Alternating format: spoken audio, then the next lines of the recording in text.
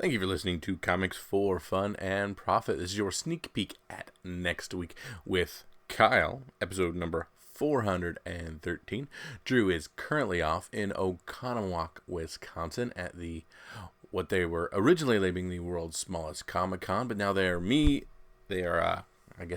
renaming it the Midland Comic-Con because creators have been added and it seemed like it went off and was a wonderful thing. But with Drew out of the state, you're stuck with just me. So I didn't want to miss the opportunity to make sure you guys know what's coming out November 1st, 2017 in your local comic book shops. So I just wanted to stop by myself and kind of give you the lowdown of what we think is going to be, and by we I mean just me, is the book or books, I'll probably give you more than one, to come out this coming Wednesday. But before I do that, I got a couple little things. Of course, don't want to go through too much news because it's just me. No one really to bounce it off here. But just an additional item in the ever-growing saga of Kyle versus apparently the world in the Fantastic Four fiasco. Hey, just listened to the most recent episode, and a couple comments crossed my mind. Are you reading this out loud on the show? Wow, I'm on the show. Hi, Mom. I am reading this verbatim. Anyway, you've been talking about how there are no good Fantastic Four books, and you can't think of any. I'm screaming. It's like watching the Phantom Menace screaming at Qui-Gon because he's setting Anakin on the path to become Darth Vader, even though he doesn't know better. Sorry for that comparison. Your show is much higher quality than that film. Anyway, Jonathan Hickman's legendary Fantastic Four run has not gotten a mention on the show. I personally haven't even gotten around to it yet myself, but everyone I know who reads it says it's one of the greatest Marvel books ever written.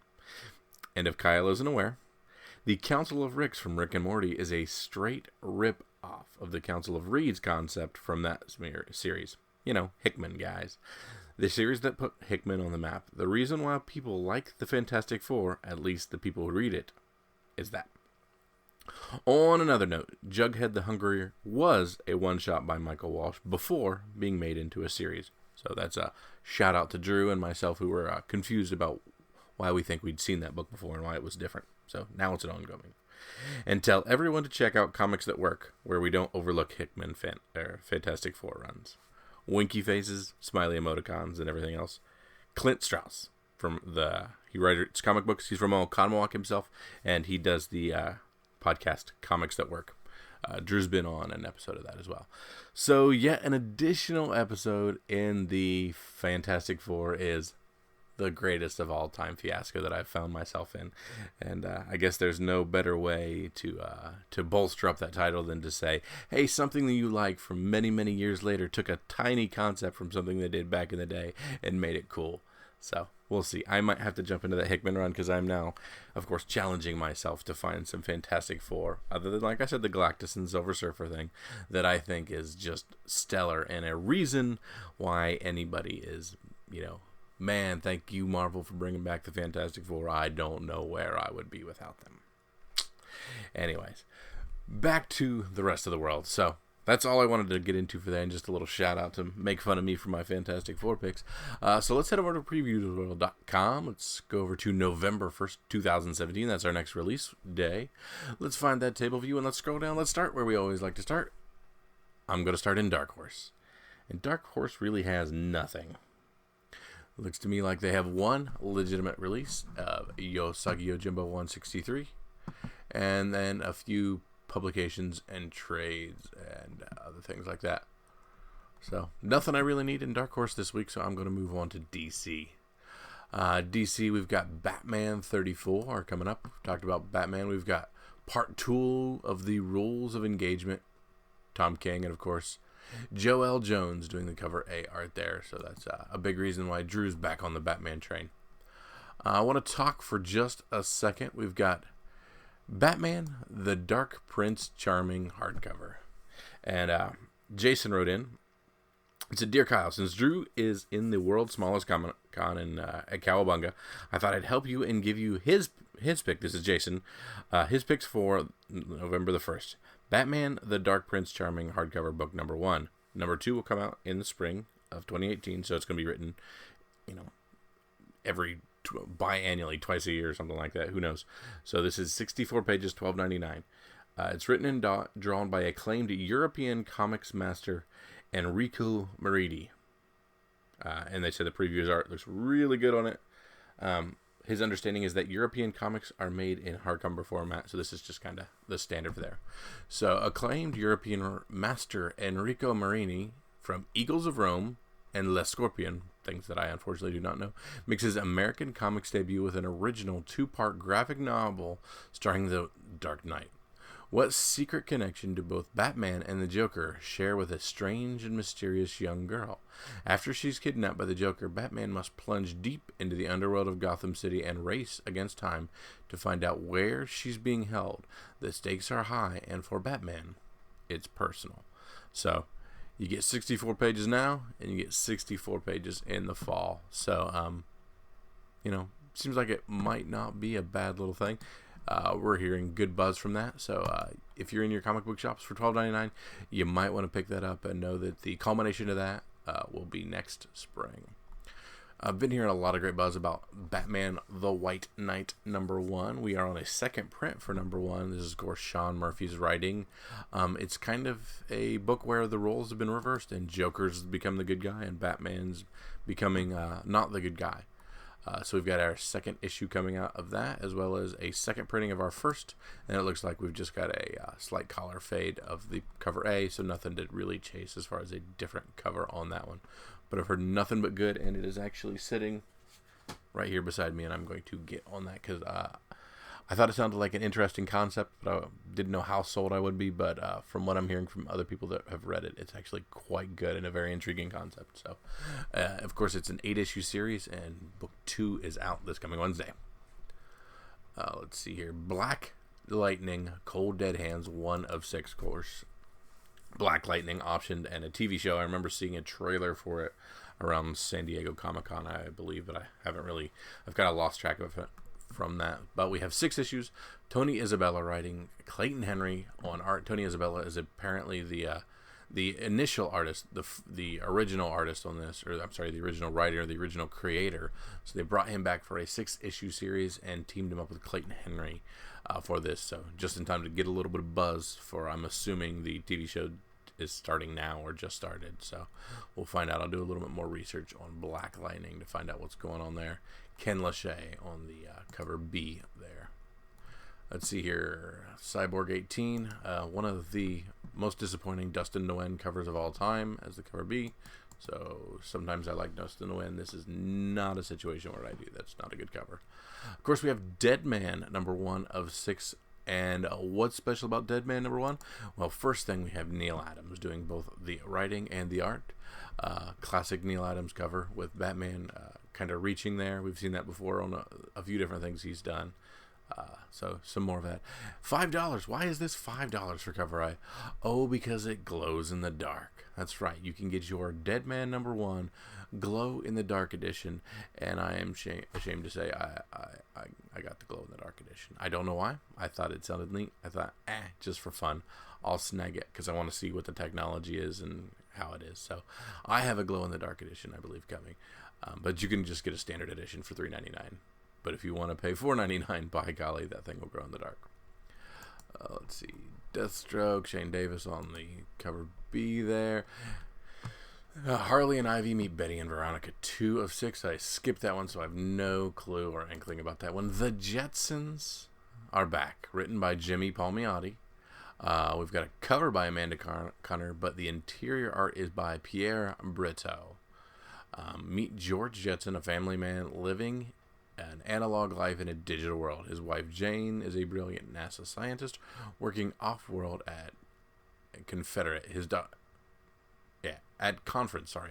His daughter Judy is a social butterfly trying to discover her calling, and his boy Elroy is even doing homework or using robotic technology to break the rules.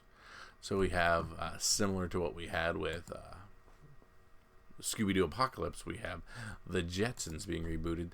These ones don't look quite as weird and hipstery as what Scooby-Doo was. So we shall see from the Jetsons. We have a limited series. This is 1 of 6.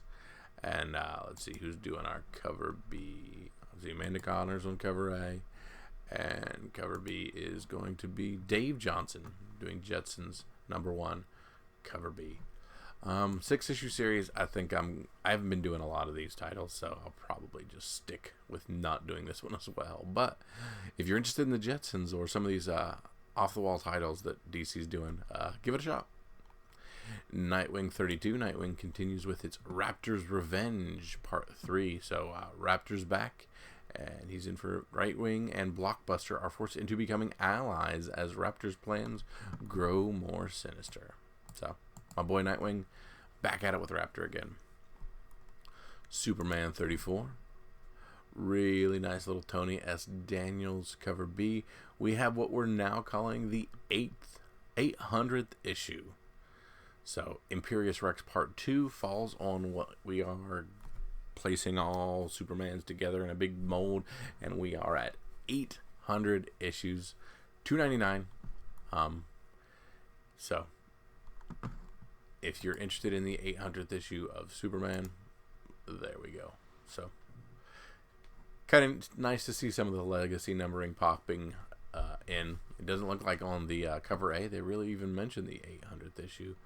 Looks like that's mostly a cover B thing, so it's pretty rad. And that's about it for DC, so I'm going to head down and we're going to look in IDW and see if I can scrounge anything out of there. Of course, IDW, I try occasionally, but just not finding a lot of stuff. So we got a new Mask title, but I'm not into the Mask so well. We got 3 covers for Clue. I flipped through that first one, didn't cling to me, so I moved on. Wormwood Goes to Washington. This is apparently an ongoing Wormwood series. I picked up the first one because I like Ben Templesmith art, but I have not even read it yet. So Wormwood Goes to Washington 2 of 3, so the middle one there. But that's all I see in IDW. Let's head on down to Image. Let's see, Crosswinds 5, Extremity 8,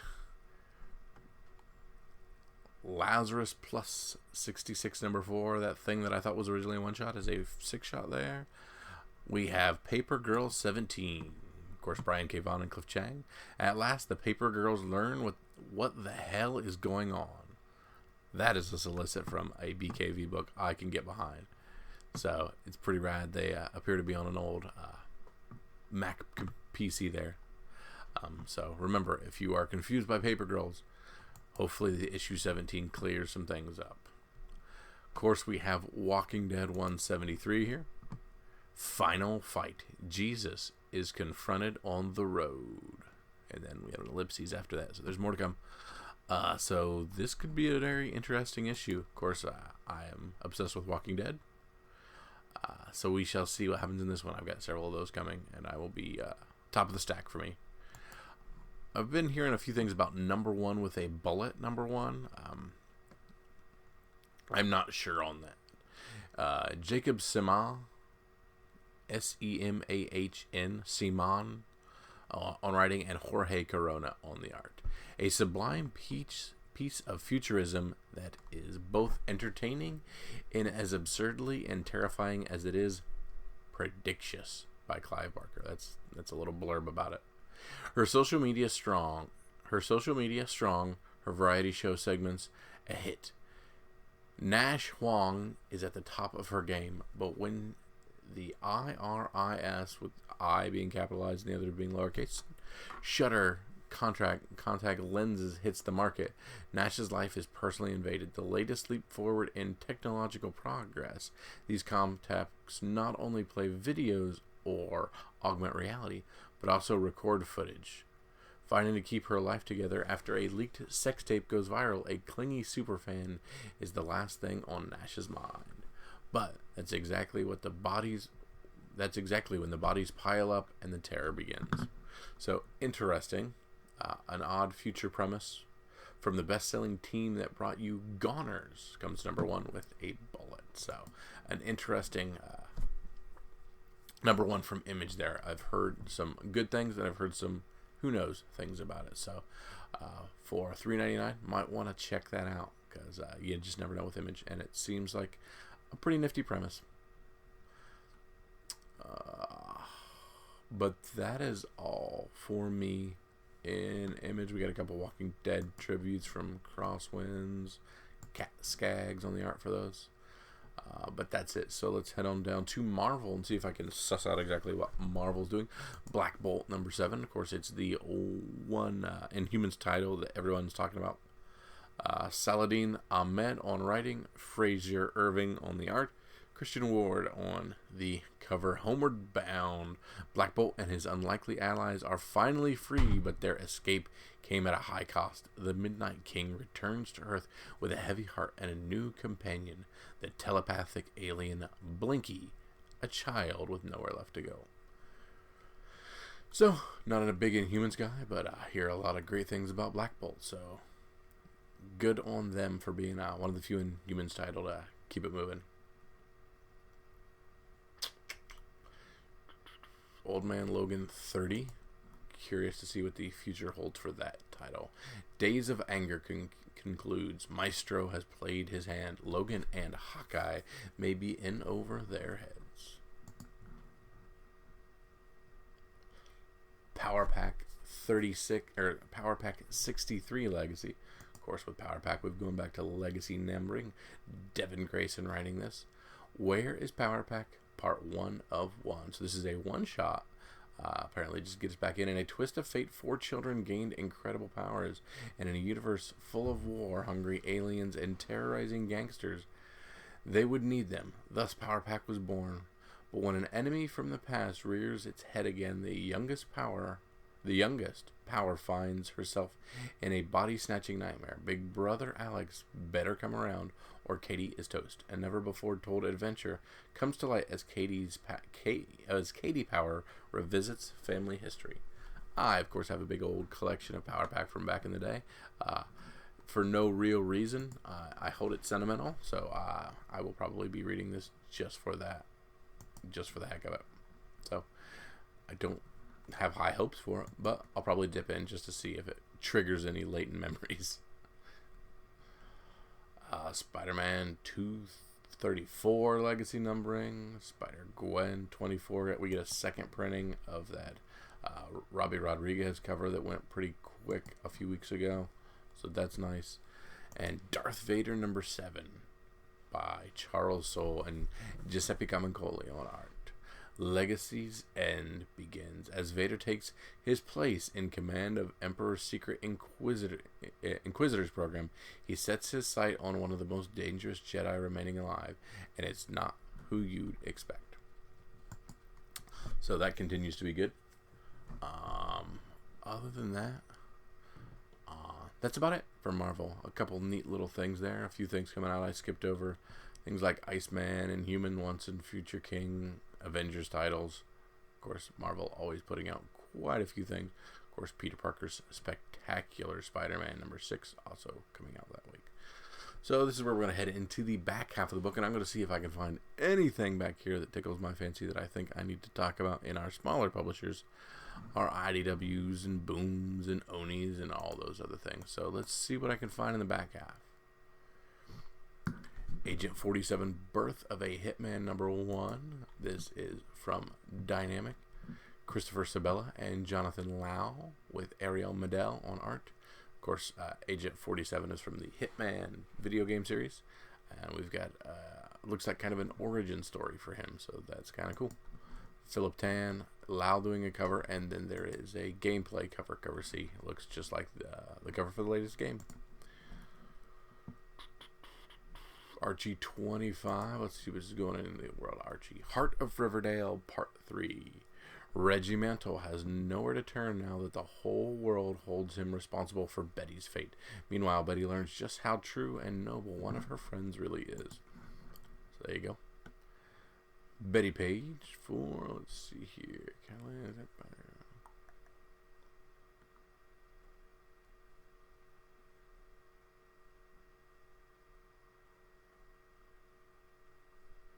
Not a whole lot I'm finding here.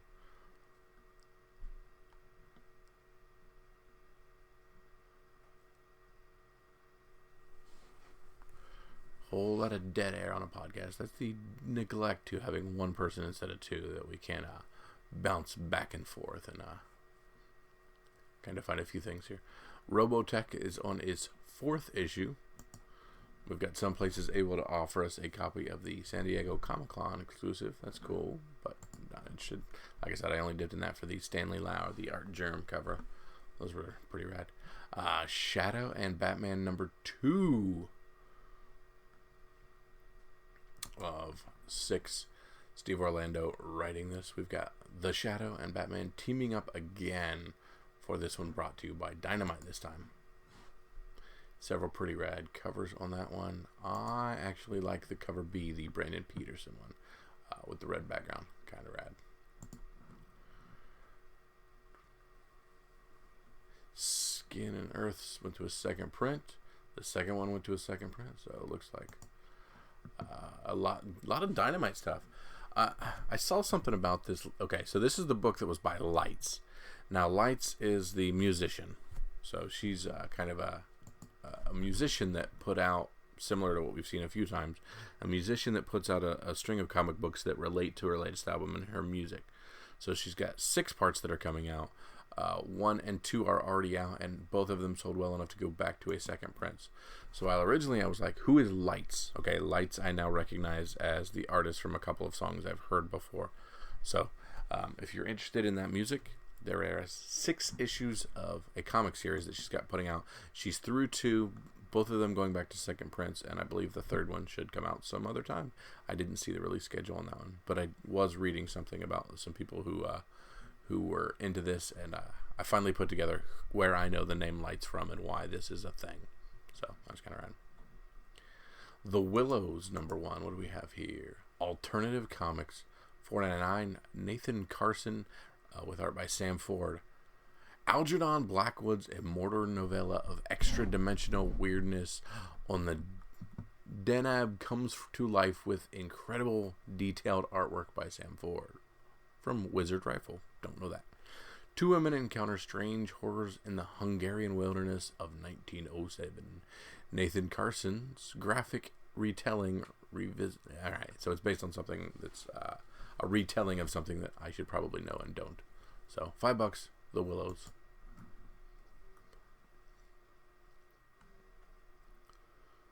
Not a ton. Alright, that looks like it's about it from here. Man. So, November, let me see something real quick about November.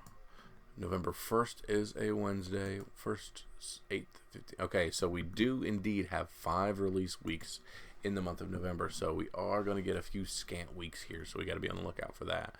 This one has some good books. We've got, of course, Paper Girls and stuff coming out. Walking Dead, always making those big weeks.